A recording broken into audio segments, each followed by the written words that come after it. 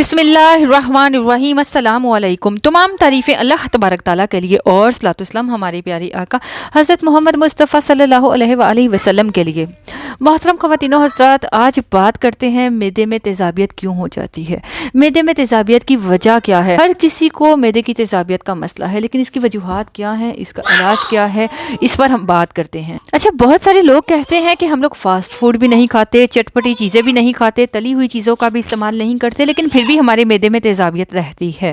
بہت سارے لوگ بہت ہی زیادہ پرہیز کرتے ہیں، بد پرہیزی بھی نہیں کرتے، پھر بھی گیس بن جاتی ہے، تیزابیت ہو جاتی ہے، تو ٹینشن ہوتی ہے آخر یہ کیوں ہوتا ہے، کس وجہ سے، آخر اتنا پرہیز کرنے کے باوجود یہ مسئلہ کیوں ہوتا ہے۔ معدے میں جب پرابلم ہو جاتی ہے تو اس کا مطلب ہے کہ جو خون کی روانگی ہے وہ پورے جسم میں رگوں میں صحیح سے نہیں پہنچ پاتی، جس کی وجہ سے رگوں میں خشکی ہو جاتی ہے، معدے میں خشکی ہو جاتی ہے، معدے میں گرمی ہو جاتی ہے، اور بہت سارے لوگ پانی کا استعمال نہیں کرتے، اس وجہ سے بھی یہ پرابلمس ہو جاتی ہے۔ تو اس لیے اگر آپ کو خشکی ہو گئی ہے، اگر آپ کو تیزابیت رہتی ہے، اگر آپ کے معدے میں گرمی ہے، تو بہت فائدہ مند ریمیڈی شیئر کرنے لگی ہوں، اس کا استعمال کیجیے گا۔ اس کے لیے آپ کو چاہیے ملیٹھی آپ کو چاہیے 15 گرام، سونف آپ کو چاہیے 20 گرام، ہلدی آپ کو چاہیے 10 گرام، میٹھا سوڈا آپ کو چاہیے 50 گرام، سبز الائچی آپ کو چاہیے 20 گرام، کالی مرچ آپ کو چاہیے 20 گرام۔ ان سب چیزوں کو پیس کر اچھے سے پاؤڈر بنا لو، سفوف بنا لیں۔ یہ ایک بہت بہترین جادوی دوا ہے جس سے آپ کا معدہ تندرست رہے گا، معدہ انشاءاللہ ہر چیز کو ہضم بھی کرے گا اور تیزابیت گیس کا بھی مسئلہ نہیں ہوگا۔ اچھا، اب اس کا طریقہ استعمال دیکھیے۔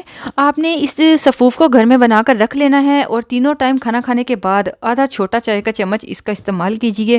آپ پھکی کی طرح اس کو کھا لیجیے، یا پانی کے ساتھ، نیم گرم پانی کے ساتھ اس کو لے لیجیے۔ انشاءاللہ اس سے آپ کی تیزابیت، گیس، معدے کے مسائل بالکل ٹھیک ہو جائیں گے۔